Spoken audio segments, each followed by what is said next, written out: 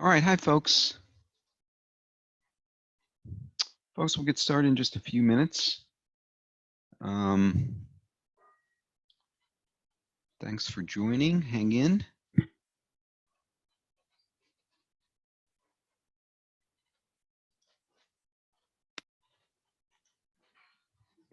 anyone has any questions while we're waiting about 5 minutes or so, please let me know.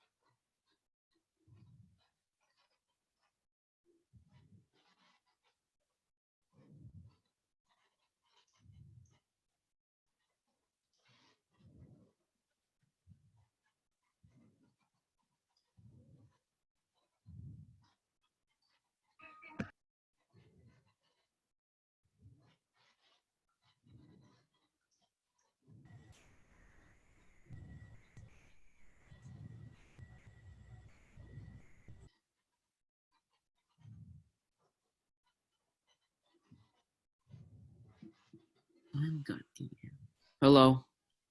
Hi, Gennaro. Welcome aboard. We're going to get started in just a couple of minutes. 5 minutes. 5 minutes, exactly.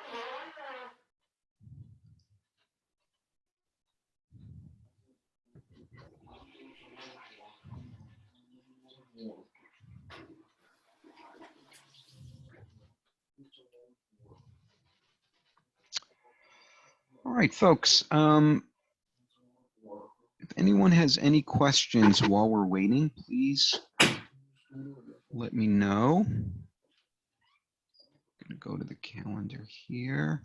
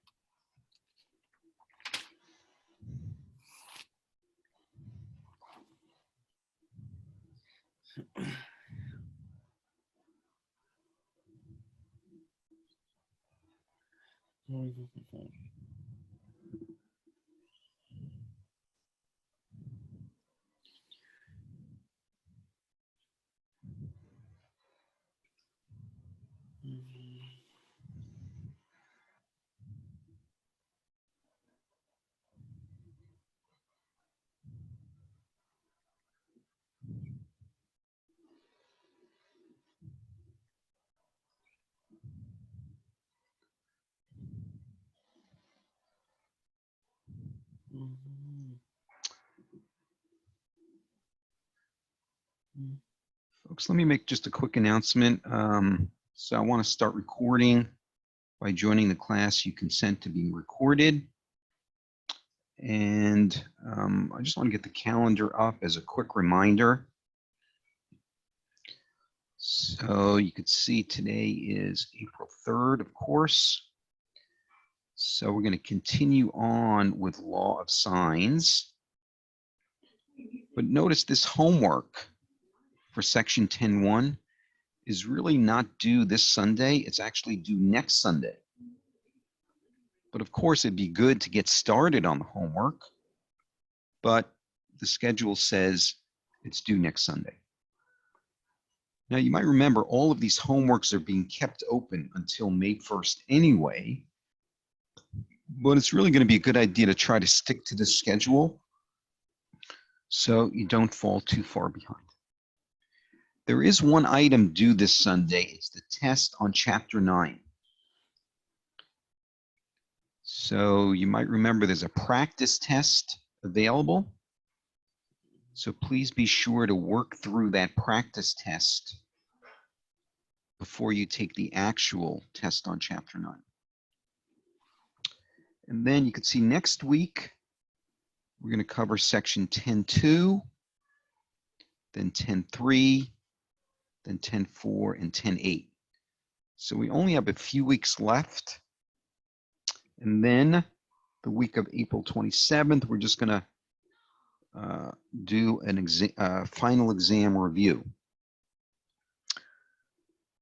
So folks, I'll give you a preliminary comment on the final exam. Of course, you're going to take the final exam from home, and I'm going to set it up to be a final exam in WebAssign, but you're going to be using Zoom to take the final exam. Okay, so Zoom is going to be kind of our proctoring service, and I'll explain more later about how that's going to work, but you'll be taking the final exam from home, and it'll be in WebAssign just like the other exams have been. Normally, I was planning the final exam to be a paper and pencil test, but because of the unique circumstances this semester, it'll be a WebAssign final exam, but more on that later. All right, folks, let me just go to Canvas for a second. I just want to show you that in Canvas under modules, here are the videos that we're recording here. So go back and watch any of these recordings if you'd like. Also, I'll go down to Chapter 9. Here's the practice test. So please be sure to review this practice test before you take the actual test. And if anybody wants to start looking at a practice final exam, it's posted here in Canvas. Okay? We'll be going over this practice final exam the last week of the course. All right, anyone have any questions on anything from Chapter 9 or Chapter 10 so far? Any questions? All right, well, why don't we pick up kind of where we left off, because I want to do as many examples as we can from WebAssign for this section. All right, well, here's the idea.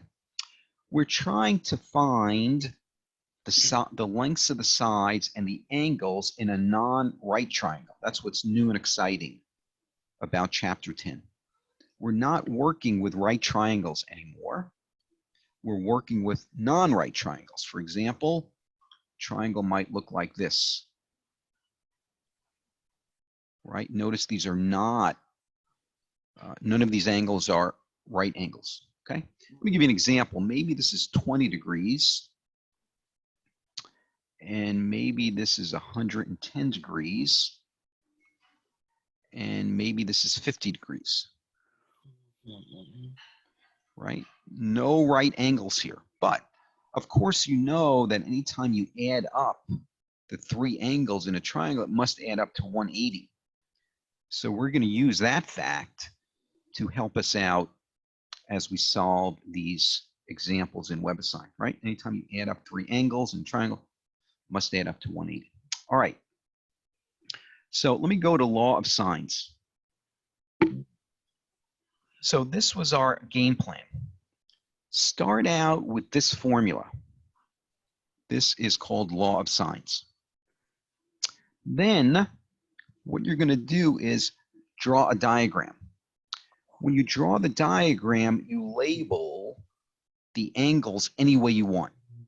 And remember, I use uppercase alphabetic characters instead of Greek letters, but you can use Greek letters if you want. So I would label this triangle as angle A, B, and C.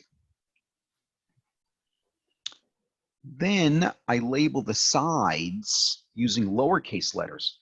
So opposite angle A, I'm going to put lowercase side A. Opposite angle B, I'm going to put lowercase side B, and side C goes over here. Then what you do is you look at a problem you're working on and circle what you know. Maybe I'm given angle A. Maybe I'm given side A. Maybe I'm given angle B. So if I can circle the quantities given in a problem, I'll know how to set up the equation. Because notice in this example, I circled in blue 3 out of 4 quantities. So that means I'm going to set up the equation like this. I know 3 out of 4 quantities. That means I can solve for the 4th quantity. And usually the way we're going to solve this is use cross multiplying, because this is one fraction equal another fraction. The quickest way to solve that is cross multiplying. Okay? Now, of course, if you know 2 angles, you can always figure out the third by using the fact that the sum of the 3 angles have to add up to 180. But here's a caution. If you know 2 sides, you cannot use Pythagorean theorem here. So you cannot use a squared plus b squared equals c squared. Why not? Why can't I use the famous Pythagorean theorem for these kinds of problems? I mean, that's not for sine.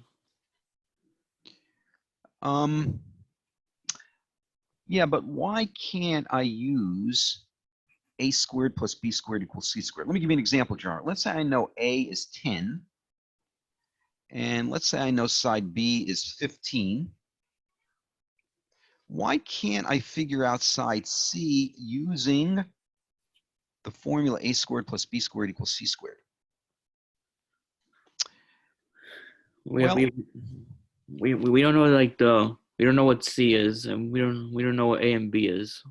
Well, let's say I'm telling you, let's say assume a is 10 and assume b is 15. Could you use this formula?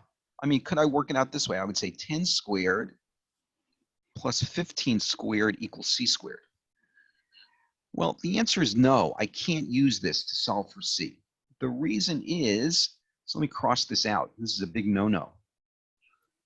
The reason is Pythagorean theorem is only applicable for right triangles.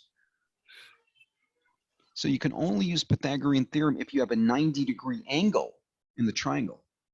But all the examples we're going to be working with in chapter 10 are not going to have right angles.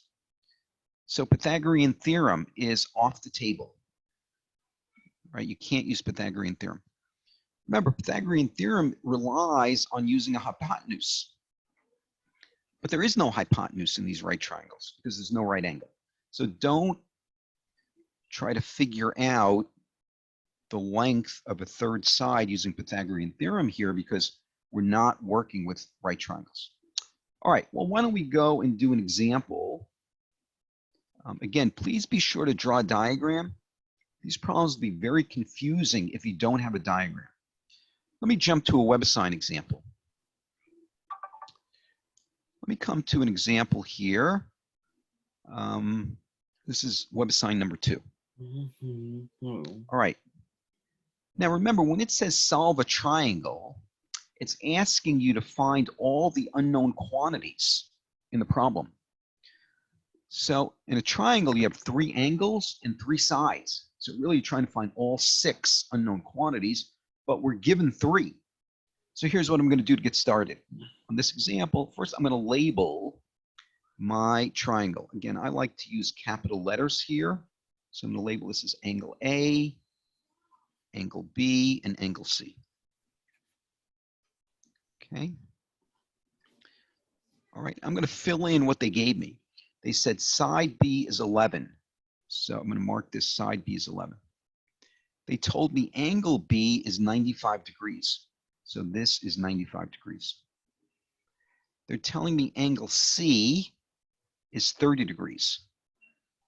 So this is 30 degrees.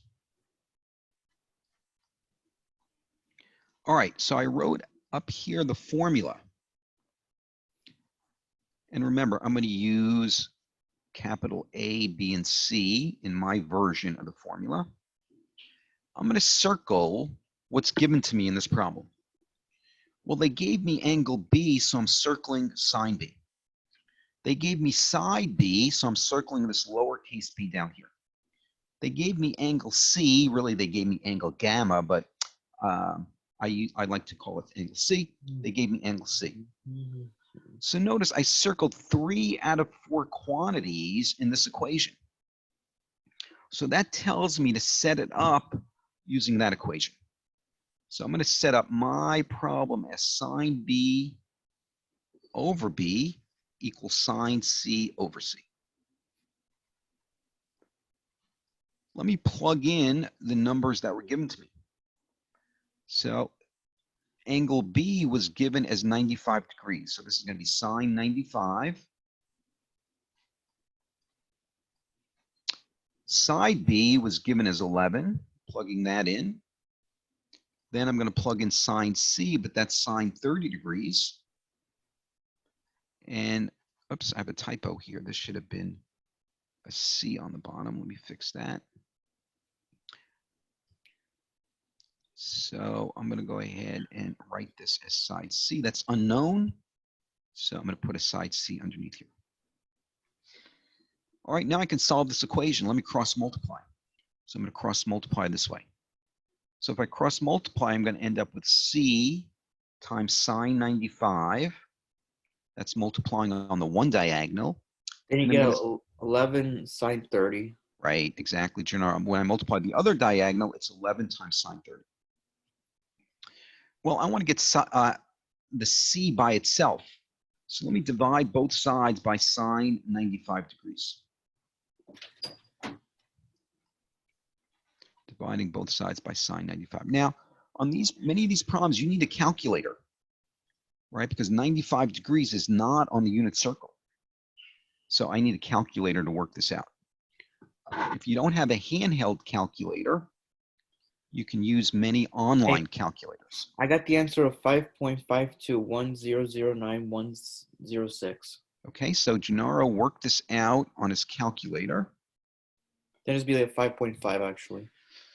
Yeah, so notice they said round your answers to the nearest tenth. Mm-hmm. So if you work this out on your calculator to the nearest tenth, you should get 5.5 as the answer. So you can see the answer here is 5.5. All right, folks, maybe I can let you try this yourself. So let me take a 1-minute break. If you have a calculator handy, try this expression on your calculator. Plug in 11 times sine 30 divided by sine 95 on your calculator. Double check that you can arrive at this answer of 5.5. If you're not coming up with 5.5, your calculator might be set in radians, not degrees. So if that's the case, in fact, let me see what the answer turns out to be if I accidentally had my calculator set in radians. So if I set my calculator to radians by mistake, the wrong answer would end up being negative 15.9. I can tell that's a wrong answer. The length of a side of a triangle can never be negative. So if you're coming up with a weird answer like that, it probably means that your calculator is in radians instead of degrees. Now, if the angles were given to us in radians, of course, we'd want to be in radian mode. But in this case, our angles are given in degrees, so I want to be in degree mode. Usually on your calculator, there's a mode button or a menu button of some kind that lets you switch your calculator between radians and degrees. All right, well, that's one answer we have. And again, if anyone is not getting this answer of 5.5, let me know and we'll try to figure out what's going on with your setup, because you have to be able to work these out on your calculator to be successful in section 10.1 and 10.2. All right, well, we have this answer done. All right, let me go to angle A. That's the other unknown quantity. And that's the alpha. Yeah, they call it angle alpha. So you can either call it angle alpha or angle A. That's totally up to you.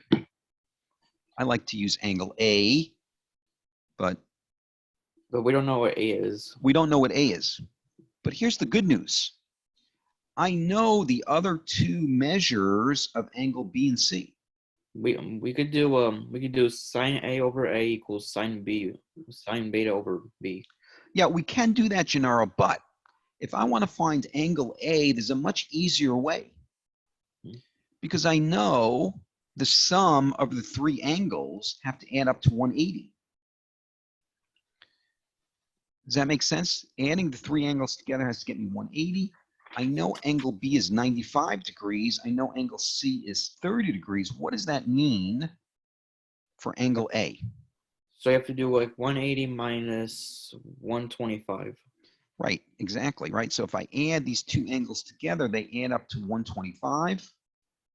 To find the missing angle, I'll subtract 125 from 180. So that tells me that angle 55. A is 55 degrees. Good. So that's kind of easy to figure out the third angle when you know the other two. So I know A is 55 degrees. All right, there's only one missing piece of the puzzle here. I need to find side A. But again, I can't use Pythagorean theorem here. But instead, let me go back to the formula that I have. And now I did figure out angle A. So now I know sine A. So I could use this formula now to figure out side A, because I know three of the four unknown quantities. So let me write that. It's going to be sine A over A equals sine B over B. Now let me plug in what I know. Okay, so for sine A, we got 55 for A. Good. We just figured out angle A was 55, so that's going to be sine 55 over A. Over A, because that's unknown, so I'm just going to leave it as the letter lowercase a. Then sine 95. We know angle B is 95 degrees. That was given to us in the problem. And we know side B is 11. That was given to us in the problem. Now I have one fraction equal to another. Oops, this should be an 11 on the bottom. Oh, I'm supposed to have to do 11 sine 55 divided by sine 95. Exactly. We're going to do cross multiplying now. Let's do it. So remember, you multiply on this diagonal. So I'm going to end up with A times sine 95 equals. I got 9.04 I got. Yep. So when I cross multiply, I end up with A times sine 95. And on the other diagonal, it's 11 times sine 55. And I get 9.0 I got. Yep, I think you're on track there, Gennaro. Now I'm just going to divide both sides by sine 95 to get A by itself. And the right side here is a job for your calculator. And again, please try this, folks, on your calculator. just to make sure you end up with the right answer here, and you should work out with 9.0 when you round to the nearest tenth. All right, so folks, these problems are a little involved, but the game plan is start out with the law of signs, circle the information you're given, and then try to set up one fraction equal another fraction where you know 3 of the 4 quantities. Then you cross multiply to figure out the unknown 4th quantity in the equation. All right, any questions on this example? Nope. All right, I want to go to another example that's going to be a little more complicated. All right, well, let's do this example first. Let's do this example. I'm noticing in this example, they only want one answer. Usually they want more than one answer, but here they're only asking me to find side A. Okay, and again, I'm going to label these angles as ABC. Let me plug in on the diagram what I'm given. So they're giving me angle A as 131. They're giving me angle C is 29. And they're giving me that side B is 10.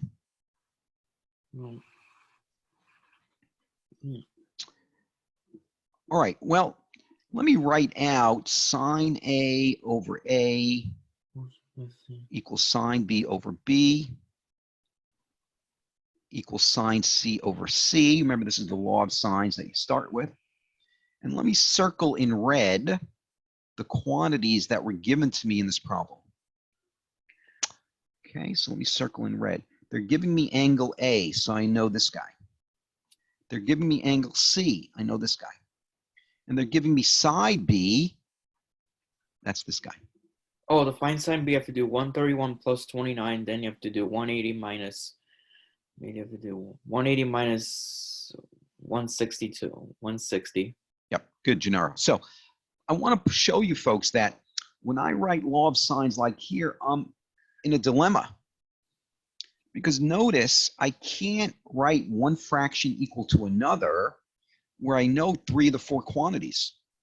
For example, if I was to set this first fraction equal to the second fraction, I would only know 2 of the 4 quantities. Well, that's not a solvable equation. So what I had to know here is that I had to figure out angle B first, like Gennaro says. Because I know the 2 angles of a triangle, I can always figure out the third. In this case, it's going to be 180 minus the sum of the other 2 angles, which is 160. So angle B is 20 degrees. So I do know angle B now. I just figured it out. So I'm going to circle sine B. Now I'm going to set the first 2 fractions equal to each other, because remember, side A is the unknown quantity. All right, so let's do it. I'm going to set it up here. So this is going to be sine 131 over side A, which is unknown, equals sine B, but we just figured out angle B is 20 degrees. Now, for A, I got 22 points. It says 22.06. Yeah, now, Gennaro, on this one, it says round to the nearest hundredth. So let's do that in just a second. And then side B is 10. All right, let me cross multiply as usual. Cross multiply this way. So I'm going to get A times sine of 20 degrees equals 10 sine 131, sorry. To get A by itself, I'm going to divide both sides by sine 20. So A is going to be 10 sine 131 over sine 20. Again, this is a job for your calculator. I got to be careful with rounding instructions as usual, because you notice on the previous example, WebAssign said round to the nearest tenth, but now they're changing it to round to the nearest hundredth. And remember, hundredth means the second decimal place. So if I work this out on my calculator, I'm getting 22.066. And of course, this is going to round to 22.07 to 2 decimal places. All right. So this example was showing you that you might have to figure out the third angle on your own for some of these problems. Okay. By the way, before I go on, let me mention one other side comment here. Let me write down law of sines again. One more time. Formula. This is the formula. What if in a given problem you were given these quantities? Let me circle these in red. Here are the quantities you're given. Let's say you were given angle B, so I'll circle that in red. And let's say you were given side A and side C. So I'm circling in red the quantities you're given in a hypothetical example. Could I use law of sines to somehow figure out the unknown quantities here? Really what I'm asking is, could you set one fraction equal to another where you know 3 of the 4 unknown quantities? Well, you might notice, no, I can't solve in this example because I don't have a fraction. Like, let's say I decided to set the first fraction equal to the second. Well, it's no good because I don't know 3 of the 4 unknown quantities. And because I only know one angle, I can't figure out the other 2 angles. You might say, well, why don't I use Pythagorean theorem to find side B? But of course, I'm not allowed to use Pythagorean theorem if it's a non-right triangle. So in this example that I just came up with, law of sines does not work. Law of sines is kind of a dead end. But don't give up. I'll just say law of sines does not work here. For this kind of a scenario, we have a backup plan. Anyone know what the backup plan is going to be?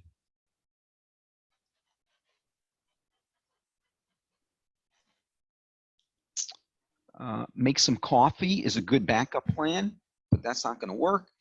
The answer is going to be, we're going to go to section 10.2, which is law of cosines, which is going to allow us to solve this kind of a problem. All right, so if law of sines doesn't work in a given scenario, we're going to go to law of cosines, which we'll talk about next week. All right, well, let me do another example from WebAssign. And let me do this example, which is a bit different. Because in the examples we've been doing up till now, you were given 2 angles. But here, we're only given 1 angle. All right, well, let's start off the same way. Let me label the triangle here. So this is angle ABC. Let me mark down the given information on the diagram. So it looks like they're giving me side B is 4.7. Side C is 5.9. And angle C, right, I'm going to call this angle C here. Angle C is 85 degrees. Let me go to law of sines, and I'm going to circle the information that's given to me. I know side B, I know side C, and I know angle C. Well, I could see if I set the second and third fractions equal to each other, I do know 3 of the 4 quantities. So let me write that. It's going to be sine B over B equals sine C over C. And now let me plug in what I'm given in this problem. All right. Angle B is unknown. So I'm just going to copy that down as sine B because I don't know angle B. But side B, I do know it's 4.7. All right, on the right side, sine C is sine 85.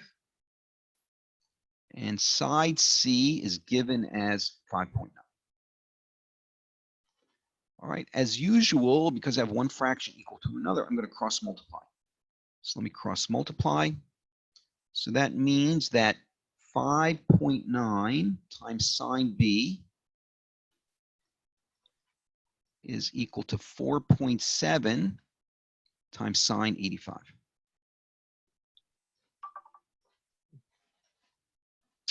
All right, well, I want to get sine B by itself on one side of the equation. So I'm going to divide both sides by 5.9.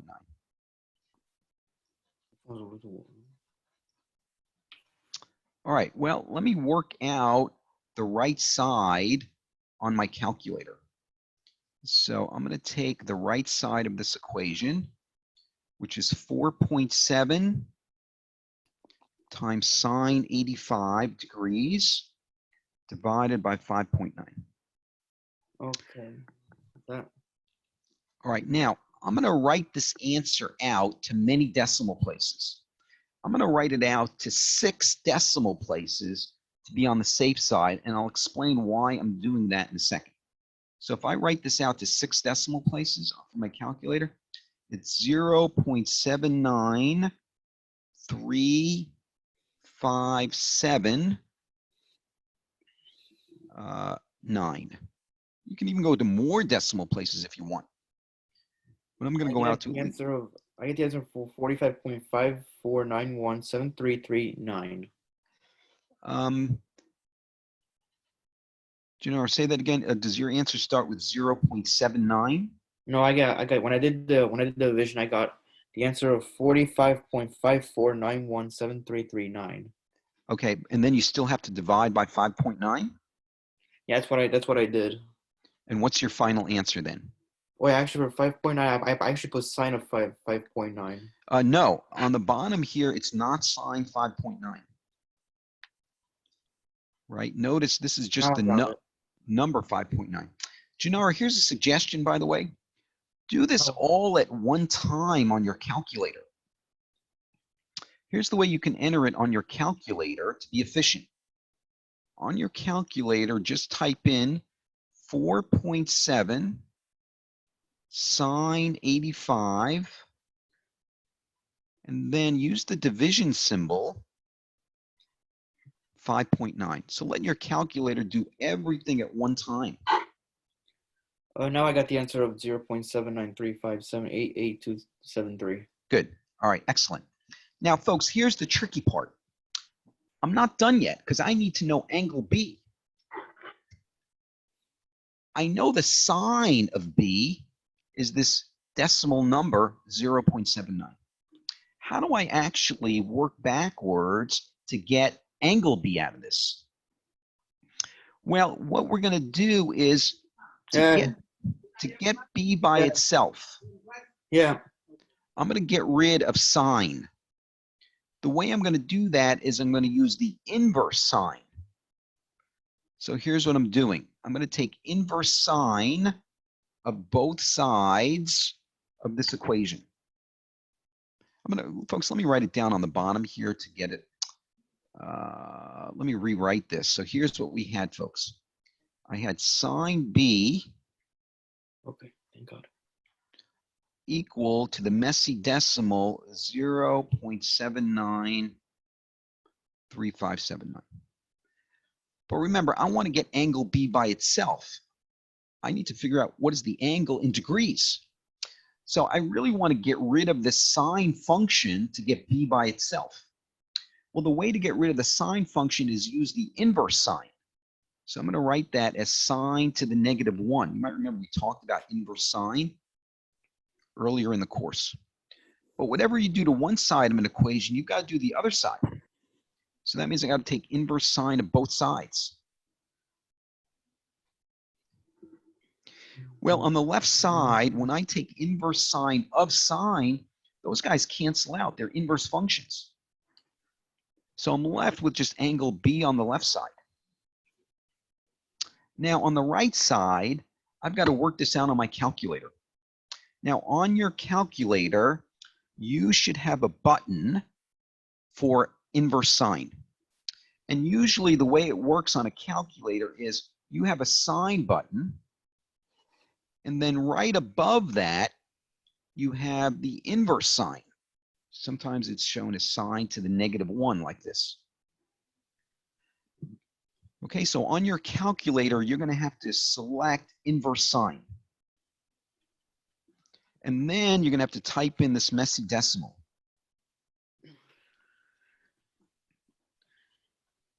When I work this out on my calculator, I'm getting the angle is 52.5212 degrees.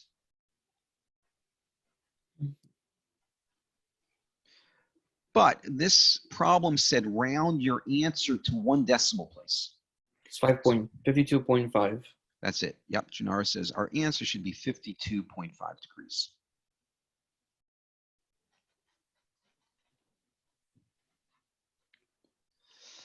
Folks, I'm going to take a 1-minute break because I want to let you try this example yourself. So please go to your calculator and try this expression in this blue box up here. Double check that you get the decimal answer 0.793579. Then go back to your calculator and take sine inverse of that decimal number. And double check that you're coming up with the answer 52.5 degrees.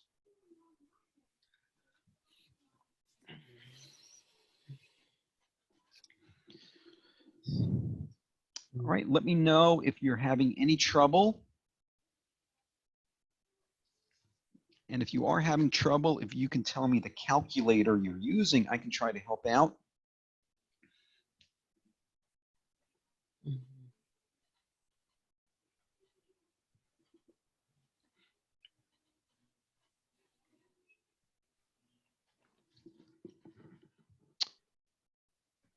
Okay, again, folks, let me know if you're running into any trouble. Well, we just found angle B. After all that work, we only came up with one answer. It was angle B, 52.5 degrees. All right, but we still have to figure out the other unknown quantities here. Well, angle A is easy because now for angle A, I'll just use the fact that the 3 angles have to add up to 180. So I really don't have to do a lot of work to figure out angle A. But I do still have to figure out side A. So for side A, let me write it here. For side A, I can just go back to the law of sines. And now I know angle A. I'll write law of sines here. And I'm just going to set the first 2 fractions equal to each other. By the way, I could set the first fraction equal to the 3rd fraction. That would work also. But now you might notice I figured out angle A, so that's known. I figured out angle B, that's known. And I know side B, that was given in the problem. So you could see I'm going to know 3 out of 4 unknown quantities. We've done examples like this. Now you would cross multiply and figure out side A. In this case, you should end up with A equals 4.0. Okay, so folks, this example was different because you were only given one angle. And if you're only given one angle, you've got to be able to then use an inverse function on your calculator, like inverse sine, to figure out a missing angle. All right, any questions here, folks? All right, well, let me go and do 1 or 2 more examples. We could do this one, we could do. Let's do this example. So this is a similar question. The only difference here is they're giving me a diagram to work with. And this is actually a problem that's a little easier because they drew the diagram for me. You know, remember, if you're not given a diagram, you've got to draw the diagram yourself. But they gave me the diagram. So let's do this example. Well, I'm going to just change this to be capital A, capital B, and capital C. It's up to you if you want to use Greek letters, but I like to use capital letters. All right, the side opposite angle B is side B, that's 4. The side opposite angle A is side A. So I'm going to think of this as side A here. I could use X or I could use A. That's totally up to me. So we'll do A and B. We'll do. Okay, so let's do A and B. So now let me go and plug in to law of sines. So here's the formula. Sine A over A equals sine B over B. Okay. Let me circle. Yep. Let me circle what's given. Before I do that, let me take a minute to find angle B because that's going to be easy. Because I know the other two angles. So angle B is just going to be 180 minus 120 plus 28. If you do A, it'll be 148 then. 148 then minus 180 minus 48. 148. You got it, Gennaro. Yep. 180 minus 148. And if I work that out, angle B is 32. 32 degrees. All right, so now we know angle B. All right, so let me circle what we know. We know angle A, that was given. We know angle B, we just figured it out. I'm given side B in the diagram. So I'm in good shape. I know 3 of the 4 unknown quantities. So let's do it. It's going to be sine 28 degrees over side A, which is unknown. And that's going to equal sine B, which is sine 32 degrees, over side B, which is 4. Remember, side B was given in the diagram. Now I go to the cross multiplying setup. So it's going to be A times sine 32. And I get the answer of 3.5 for when I do 4 sine 28 over sine 32. Yep, that looks good, Gennaro. Now I'm going to divide both sides by sine 32 to get A by itself. And then, again, let your calculator do the work, folks. You know, enter this expression. Then I'm going to circle in purple here.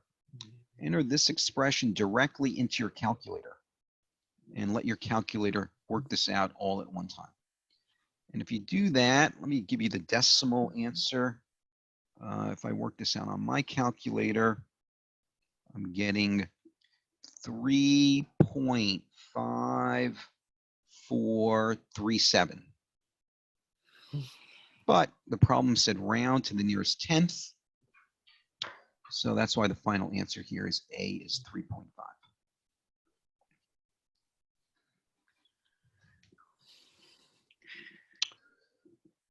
All right, folks, let me mention one last item to wrap up here. Let me go to this slide. And there is a formula that allows you to find the area of a triangle if you don't know the vertical height. So you probably remember from geometry, there's of course the standard formula that says the area of a triangle is 1/2 base times height. But to use this formula, you have to actually know the vertical height of the triangle. Right? Let me give you an example. What if I gave you this kind of a triangle here? Before you could figure out the area of this triangle, you would have to know this vertical height. Right? This would be H, and this would be B. But maybe H is not given to you in the problem, right? Because maybe you only know sides A, B, and C. So instead of doing extra work to find the height, you can instead not use this formula, but use one of these formulas instead. Okay, so what this says is if you want to know the area of any triangle, take 1/2 the lengths of two sides and the angle in between the two sides. So let me give you an example here. Here is side B. Here is side C. In order to use formula A, I would need to know side B, side C, and the angle in between those two sides. But notice the angle in between those two sides is angle A. So all three of these versions, I'll call it version A, B, and C of this formula, are based on knowing two sides of a triangle and the angle in between those two sides. All right, let's go do an example of how to use this formula. Let me come to this WebAssign example. All right, it says find the area of this triangle, round your answer to the nearest tenth. Could I use the famous formula from geometry that says A equals 1/2 base times height? The answer is no, I could not use this formula. Because if I look at this diagram, this is the base, but the height I would need would have to be this vertical height here, which is not given to me in this problem. So I'm not going to use this version of the formula. Instead, what I'm going to do is use one of these three formulas down at the bottom of the slide. First, let me label this. So I'm going to call this angle A, angle B, and angle C. All right, that means that this side is side C, and that means this side is side A.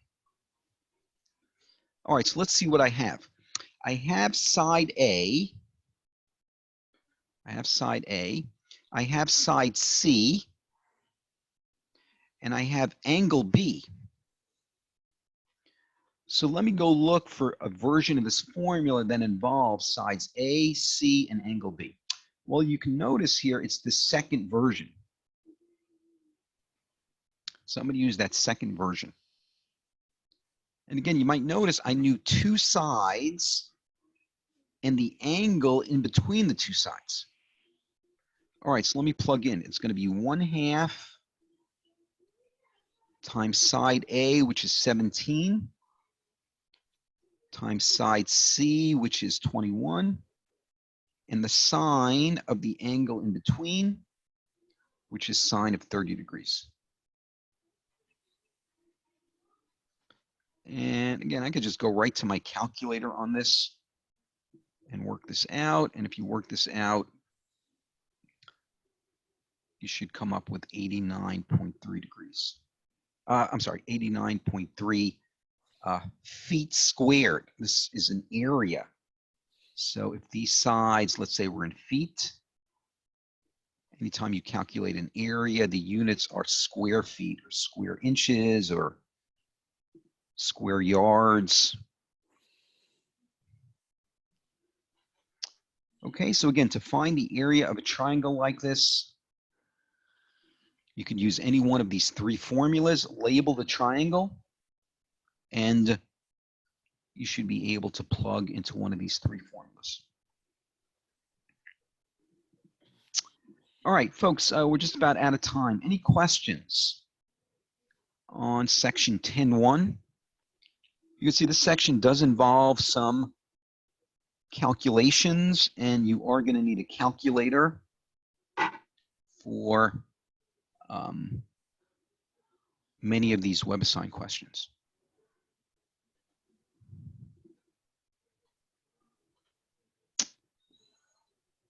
All right, folks, if there are no questions, feel free to log off.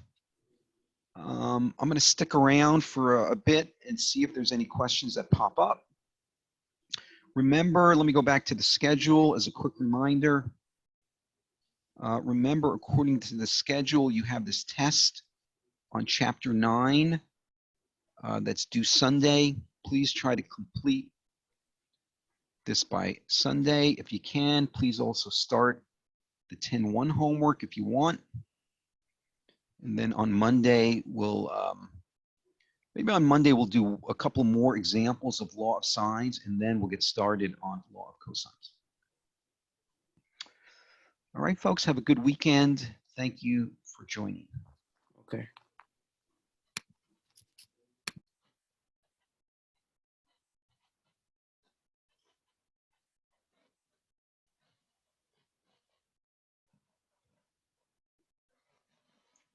And if anyone has a question, feel free to post the question.